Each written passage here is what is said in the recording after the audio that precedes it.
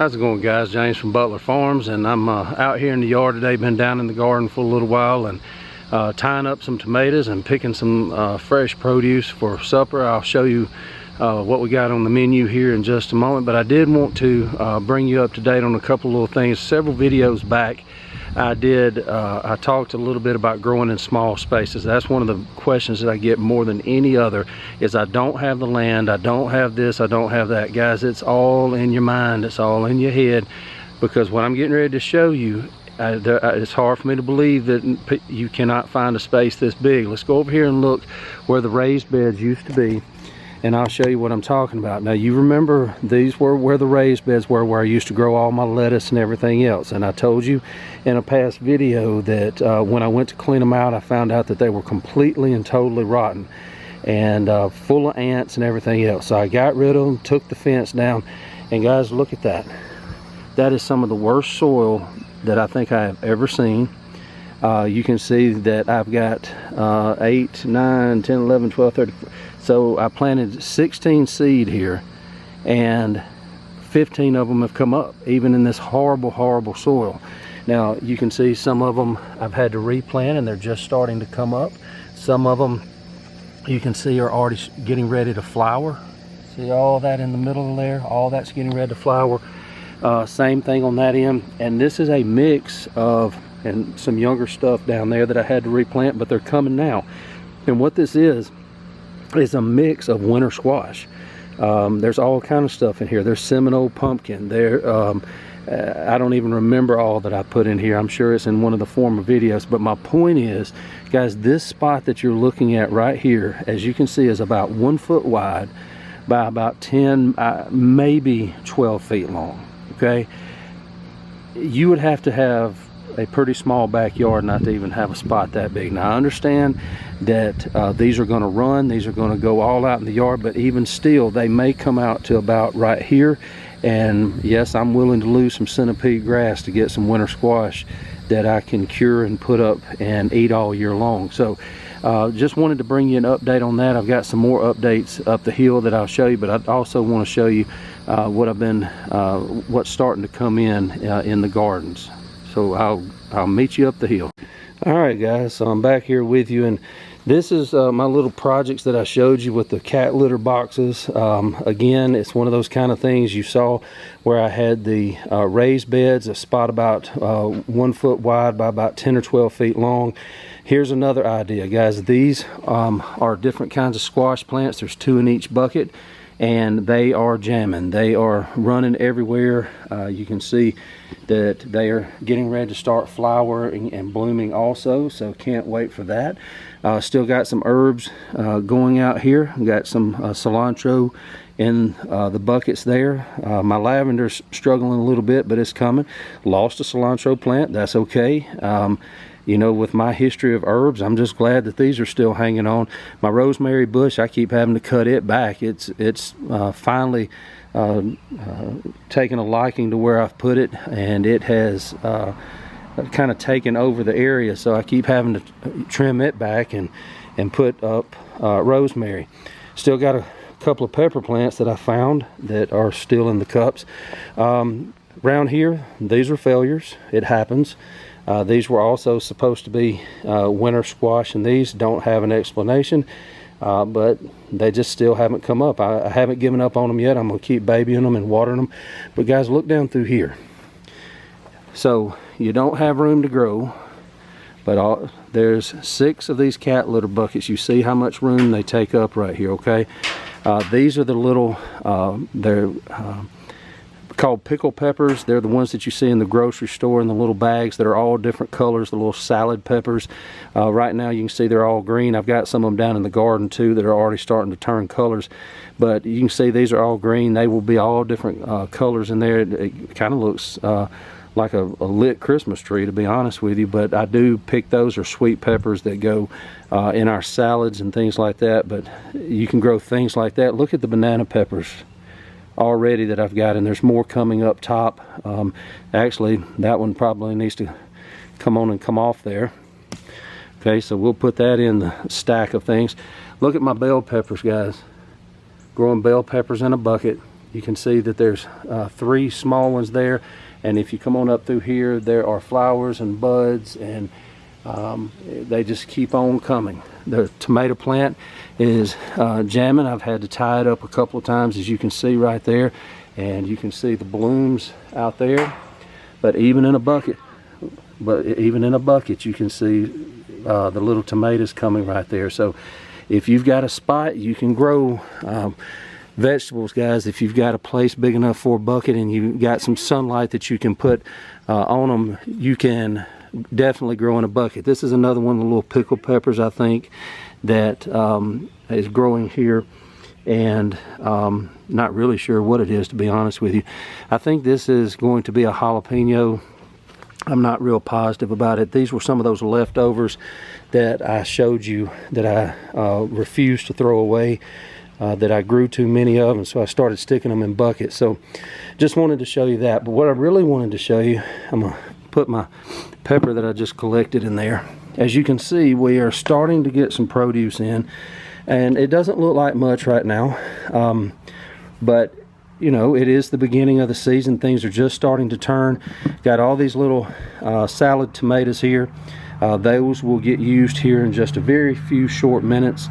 That got some salad in the house that we're going to take part of. No more buying little cherry tomatoes at the store. They're starting to come in. I pick about this many every day for us to use in salads, but once they really start turning, there's no way that we can keep up with them just for eating salads, so we'll start preserving them at that point. This is my first picking of peppers. You can see got about 6 jalapenos here that were ready to go. Again, I could have left them on the bush. There's several, there's tons of them down there that are getting to be that size, but these are for us to eat fresh. The time for me to be able to pick them in huge numbers and put them up is coming when we start getting real busy, where every day we go down there and pick a box this size of peppers and tomatoes, or whether they're small cherry type tomatoes or whether they're large tomatoes. One thing I'm excited about, there are these Cherokee yellow wax beans, and these are starting to come in. You can see they're pretty good size. I've got pretty good size hands, and that's not even close to all of them I could have gotten today. The big flush is still coming. Most of them, I guess, most of them that I was finding down there are about that long, about half as long as that. So the big flush, these are bush style, which means that they'll come in pretty much all at one time. You know, these, once you pick them, you will still get some after that, but you're going to basically get one big flush of these beans instead of the pole variety where as long as you pick them, they just keep on coming. So we'll get them all at one time and be able to put them up. So why did I pick these? Because these are supper tonight as well.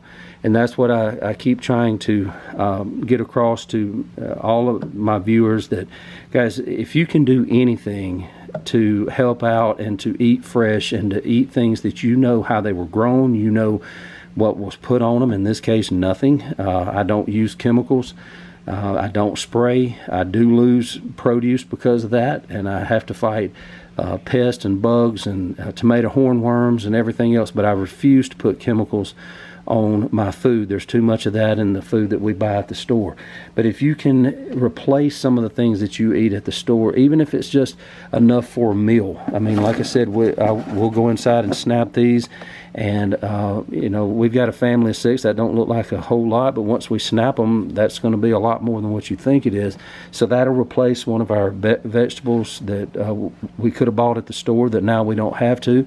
We've got salad ingredients. We've got some peppers that we can put in it.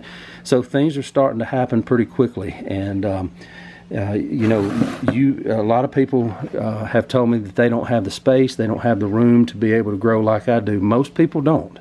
And I know how blessed I am to have a place where I can put an in-ground garden, and even a place where hopefully this next year I'm going to basically double the size of my garden. And again, I know how blessed I am to have that.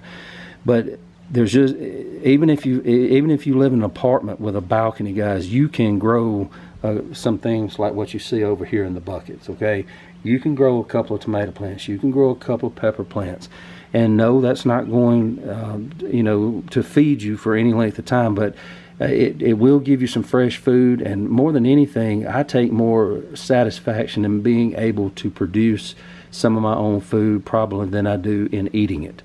I love to eat fresh. I love knowing how healthy this food is that I'm growing for myself and my family. But there is a level of satisfaction to it too, of being able to know, you know, I can do this, and you learn a lot from it. One other thing that's really starting to happen, this is about every day. The big flush has not come yet. Now my neighbor across the street that I'm helping pick some of her stuff, she can't really do it much anymore. Her bushes are slammed. They are completely ripe, and we pick a couple of these baskets every 2 or 3 days off hers. Mine are not like that yet. I have some that are starting to turn, but if you look on a lot of my bushes that I've shown you in some of the other videos, you know, the limbs are completely bending over. They are stacked full of blueberries, but most of them are still green. Some of them are starting to turn. So my big flush of blueberries is coming, and I can't wait. But every day this is about what I get, which is enough to, if you knew how my daughters, I don't know how I ever get blueberries put up in the freezer at all. Simply because I can't keep them out of them. They eat them as fast as I can get them in the house. One thing I am very excited about is I'm starting to also get some blackberries. Now there's not many. I think there was 5 today. But again, the blackberry bushes are completely full, and these are just the first ones that are starting to turn. So, you know, I get a handful of them a day.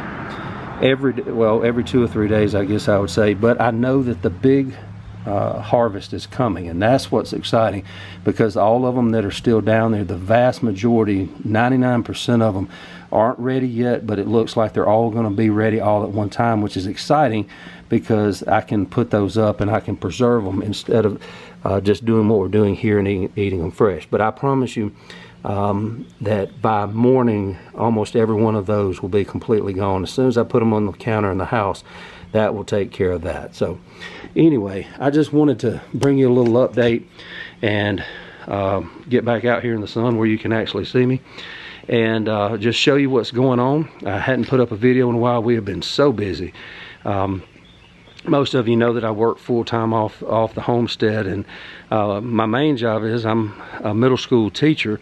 And so you would think that I'd be done for the year, but I volunteered to do summer school too. So I am still working every day and then having to handle this late in the afternoons. And what a blessing it is to be able to do that.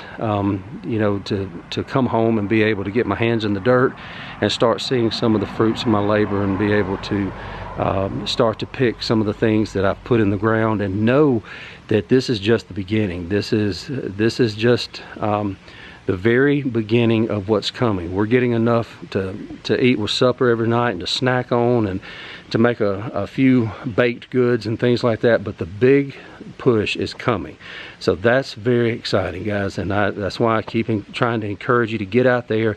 And I'm going to let you go. I'm going to end it right there, and I'll bring you another update as soon as I can. And I just appreciate you being here. Please like and subscribe and share it with a friend.